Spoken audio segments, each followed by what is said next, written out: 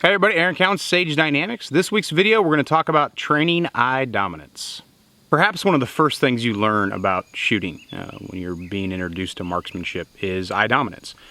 You have a dominant eye. Some people it's a little more severe than others, but everybody, for the most part, and of course exceptions are welcome, is going to have one of their two eyes that's going to be more dominant than the other. And that eye is traditionally used for the alignment of objects that we're holding in our hands, such as sight alignment, or an optic, or what have you.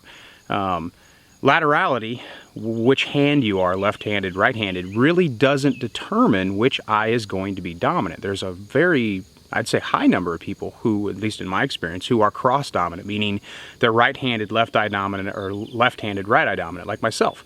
I was born left-handed, but I've always been right-eye dominant, which lends itself very well to me as a shooter because I prefer to be cross-dominant, which means I shoot pistol left-handed, rifle right-handed.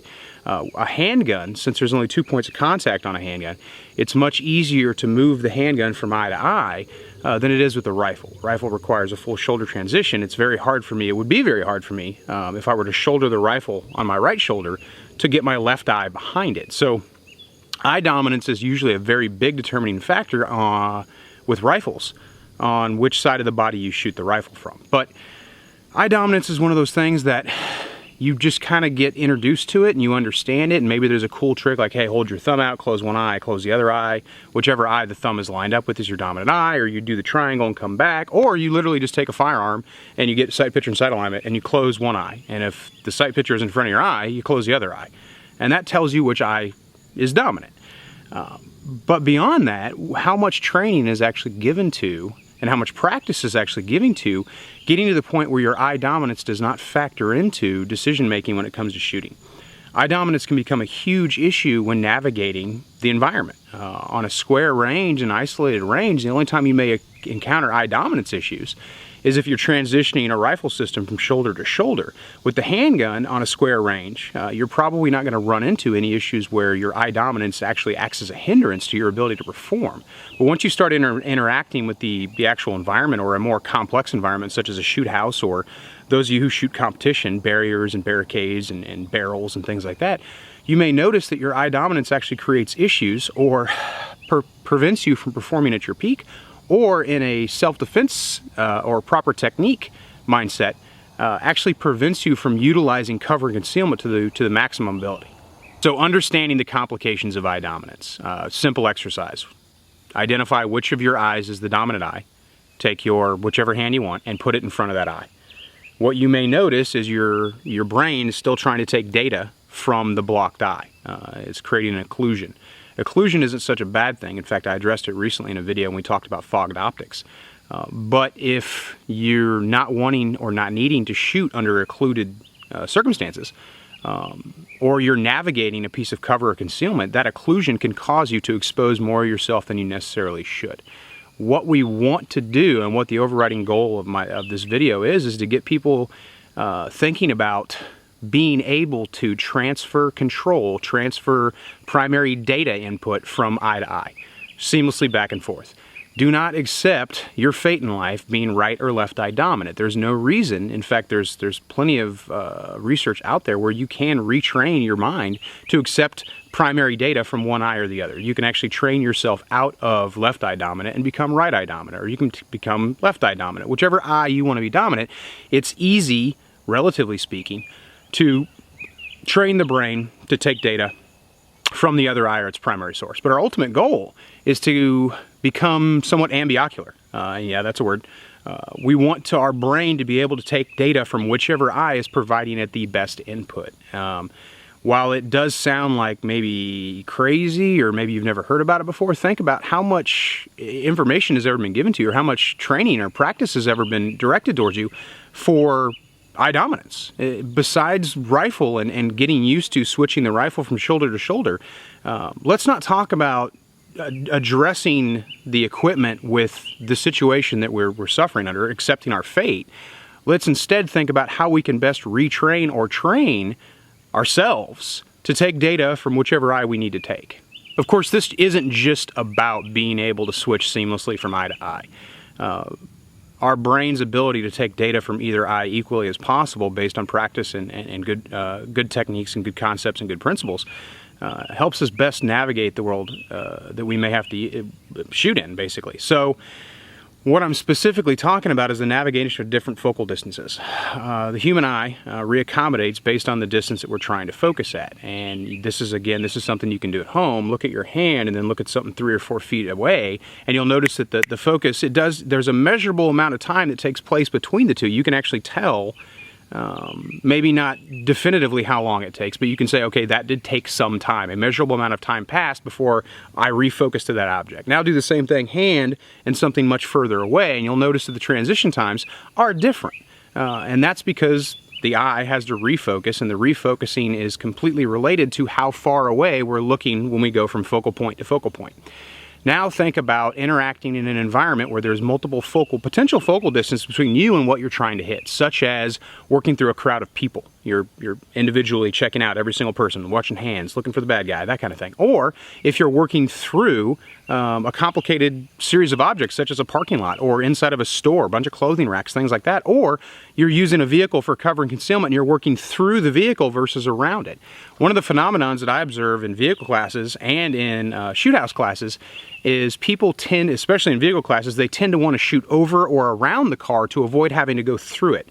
My theory on that is because looking through the car is a little more confusing and a little more complicated, and it may make the shooter feel like it takes some more time because his eye dominance issues are going to wreak havoc when he's dealing with all those different potential focal distances that are compressed on top of each other. The further objects are away from each other, the quicker we're able to, and the less problems we have with refocusing from point to point.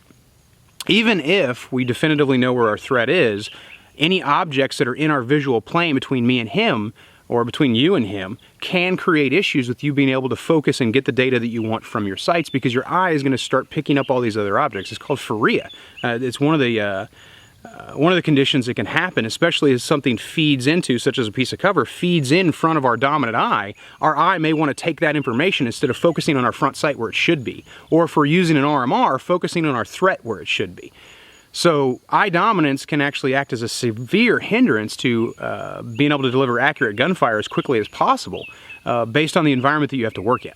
Now, camera doesn't work quite the way a human eye does, but as an example, talking about working through a vehicle, I've got multiple pillars, I've got a vehicle seat, I've got a lot of things in between me and where I actually want to see, which is a potential threat or a known threat up there at the front of the vehicle. But I've got all these different focal distances between me and him. So working through the car, not only is it a smaller margin of error because I have to avoid hitting all these other objects, I have to basically thread the needle to hit my threat.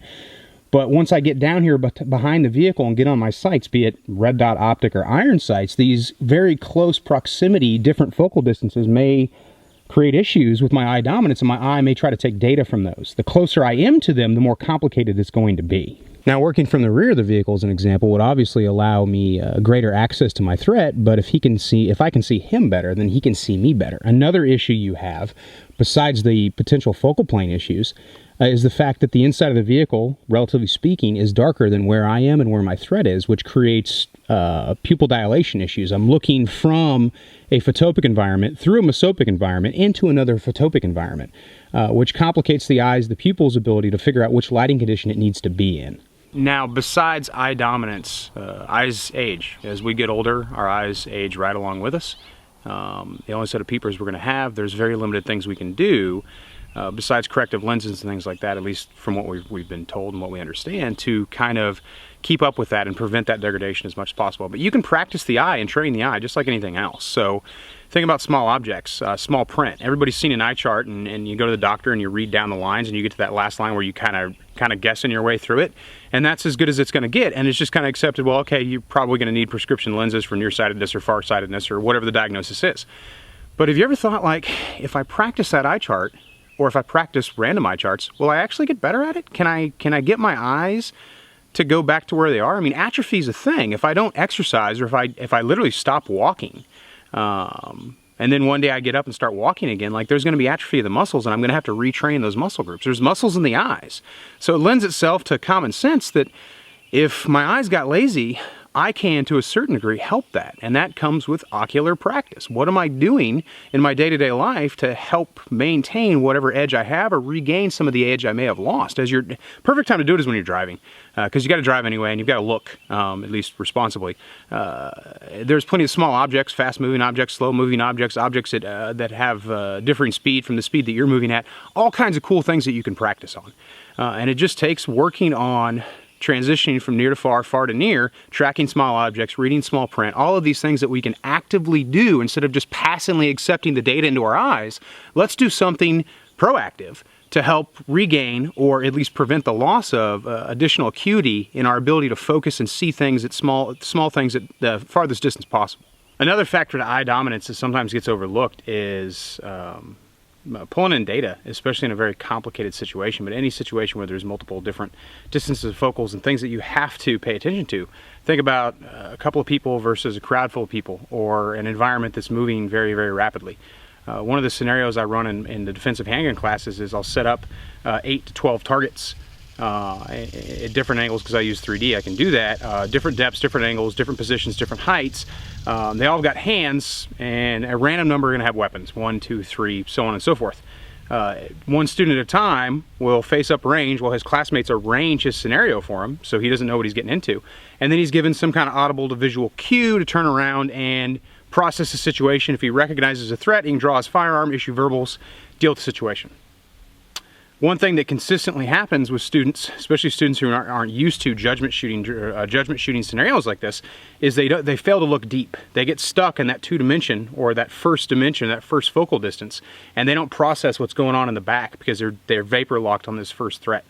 As they're moving around trying to evaluate the situation, it will take them time, and every now and then someone fails to do it completely, to process things that are going on beyond that first or second distance, that first or second threat, or that first or second target that they encounter.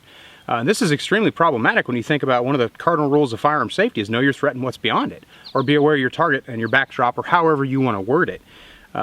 When it comes to talking about eye dominance and just focal distance in general, that's kind of a significant issue that we, as a shooting community, have a problem training realistically because of the nature of the artificial issues that we have on square ranges. So the more realistic you can make your practice and your training, the better. And this is just one of those examples of that.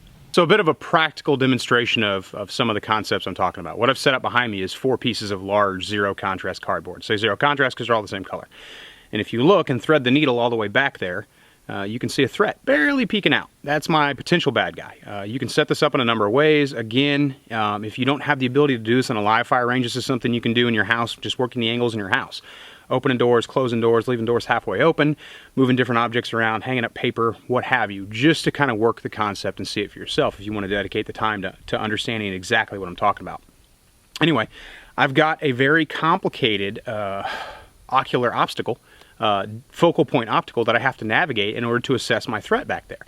If I have a practice partner, a shooting buddy available to me, he can set this up for me. It can be more than one target. It can be more than 4 angles. It can be as complicated as you want. Better to start off simple, just working a solitary piece of cover, which we'll get into, and then adding steps and adding more complications. If you have a vehicle available to you, working through a vehicle is very complicated. Working through your own vehicle or multiple vehicles, especially with glass involved, because a lot of range cars don't have glass. Automobiles you see in parking lots generally do. That complicates things even more because sometimes the eye wants to focus on that glass. But the point here is to engage my threat, working through all these angles, while exposing myself in the least amount possible in order to do it. Again, live fire, you don't want your buddy standing down there to see how much of he can see you. You got to set up a camera or something like that. Or just kind of, do an integrity check. I felt like I was exposed. I didn't feel like I was exposed. Having someone evaluate you from your point of view, from the outside as a third-party observer, they can tell you, like, hey, man, you were leaning way too far out. You're exposing a lot of yourself. Or you look really good. You didn't expose very much at all. My practical demonstration for this is going to be pretty simple. I'm going to put the camera down there, best viewpoint I can give you from my threat's point of view. And I'm going to run it. I'm going to run it in a traditional way. I'm going to go right side dominant, left side dominant. Since I am that right eye dominant, using a left side exposure cover, I'm going to be coming in from this piece of cover right here, which means I'm going to be leaning into the left. I generally would, if I'm not paying attention or if I'm not working on switching data from eye to eye over to pick up my sights, I'm probably going to overexpose myself, or I'm going to expose more of myself than I need to. In order to properly employ a piece of cover or concealment and fire a weapon, especially a handgun, the only thing I really need is one eye, one hand. Now, once I get another hand in there, I can go isometric, or asymmetrical, if you will, an actual isosceles triangle, and I can work the gun in front of whatever eye is leading on that piece of cover. A little more complicated. Some people might say it's not something you're going to remember to do under high stress, and my advice to that, or my response to that, would be, how much have you practiced it, how much have you trained it? Because if it's something that's ingrained in your technique, then it's probably something that you're more likely going to do. The advantages is I expose less of myself to my threat, or I expose less of myself in general. And I can say that's going to always be an advantage, unless there's some reason why you'd want to expose yourself more than you should. And I can't really think of what situation that would be. But anyway, the whole point here is to minimize my exposure, and from my point of view, be able to navigate all these different focal distances while looking through to my threat. Now, my threat's zero contrast too. He's made out of cardboard. He's the same color as all these other objects. This is kind of worst case scenario, because when things have different colors and different reflectabilities, if you will, some objects are matte, some are gloss, semi-gloss, eggshell, whatever. That can make life a little easier, because contrast helps us work through the clutter, if you will. If everything's roughly the same color, it kind of confuses the depth of the issue and makes it a little harder to work with. So on this first run, I'm going to go with my dominant eye, which is going to be my right eye. And then I'm going to shoot it again, transferring data over to my left eye to minimize my exposure and to maximize my ability to thread through this complex puzzle, if you will, of different focal distances in order to deliver accurate fire on my threat. As anytime we're working cover concealment, the room I have, my standoff distance I have available to me, is going to determine how well I can navigate it. Generally, the further I can get back from an angle, the more shallow my vector, if you will, to my target or my desired point of impact, point of aim, is going to be. If I'm forced to get closer, I'm not able to exploit the angle as well. So shooting from back here gives me a little bit more of a window than if I had to press up on the cover due to the environment and actually shoot from right here. So your exposure is going to be a little bit more substantial the closer you are to the object that you have to shoot from behind. So here we go. First run is going to be using my dominant eye, which happens to be the inside eye. So I have a left side exposure. I'm going to be shooting from this left side, but since I'm going to be shooting with my dominant eye, I'm probably going to lean out a little bit further than I necessarily should have to.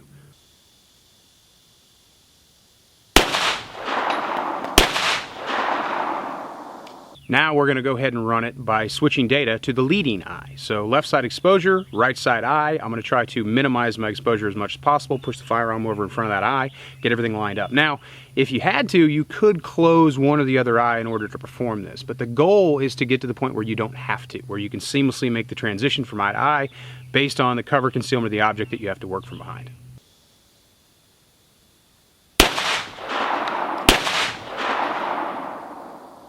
And there you have it. Again, this is a very simple exercise. It doesn't cost much to do. You're going to spend a little bit more time setting things up, and if you don't have access to a range that allows you to shoot this, you can do it under airsoft, do it in the house with your SIRT pistol or what have you. SIRT pistol is great, puts out that laser or whatever laser system you're going to use. You can put a laser pointer in your gun if you have to kind of see if you're working that angle correctly, and then have someone get eyes on and see how much exposure you're given. But this isn't just about navigating cover or concealment. This is about just navigating the environment in general. I talked about earlier in the video, any kind of object that's going to come, especially in contact with our dominant side eye, is going to create potential issues. Now, those of you who've adopted micro reflex sights, red dot sights, RMRs and Venoms and Vipers and MRDS and those on your handguns, you may think that this doesn't apply to you because you're not using iron sights. Well, your eye is still going to line the gun up on its dominant side intuitively. You're going to put that RMR in front of the eye that is dominant. So this applies just as much to RMR guns as it does to iron sights. And the same applies to rifles. Now, the difference with a rifle is if I'm going to transition the rifle from shoulder to shoulder, which is a really good practice, especially for navigating cover, or you can just bump over, maintain the same degree of control, but move the rifle to your left or your right shoulder. You literally have to pick up the optic with the other eye because you're transferring shoulder control. A handgun, you just have those 2 points of contact, whereas the rifle, I've got shoulder, cheek, hand, hand. Once I transfer over, I'm now putting the rifle on that other side cheek, which means that other eye, whatever eye the rifle sight is on, has to line up with that optic. Practicing that is sometimes frustrating for people because it's harder for them to pick that optic up. But I guarantee you, if you start employing some of this in your personal practice, then your rifle optic transitions are going to become much easier. If you have an RMR, it doesn't mean you have to ignore this kind of stuff, because I did it with iron sights today, but I do shoot this occasionally, as often as possible when I have the ability to set it up with the RMR. And I found that there's no difference in iron sights versus RMR and how much I overexpose myself if I'm not paying attention to where my data is coming from in my viewpoint. Now, you saw exposure wasn't that great. There wasn't a significant difference, but there was a significant difference when you think about, relatively speaking, how much more of myself was exposed. If you notice, when I was using my dominant eye, I filled up the frame, the available gap that my threat would have to thread that needle. Again, this isn't a super realistic thing. It's just set up to make things more complicated. But then if you look at me taking data from the leading eye, I only filled up about half the frame available. So I made myself a smaller target and much more difficult to hit.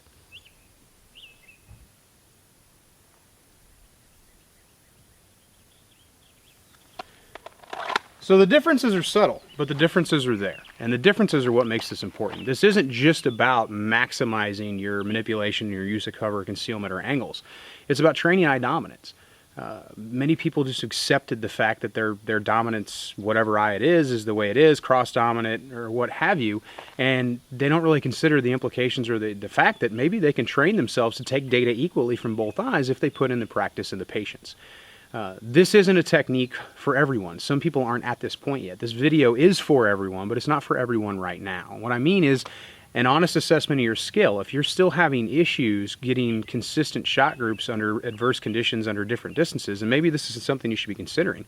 But if you think back to or look at your GoPro photo from classes or shooting competitions or just runs that you've done on the range, are you overexposing yourself? If you are overexposing yourself, especially if it's a very egregious overexposure when using cover concealment, then your eye dominance is something that you need to start thinking about now.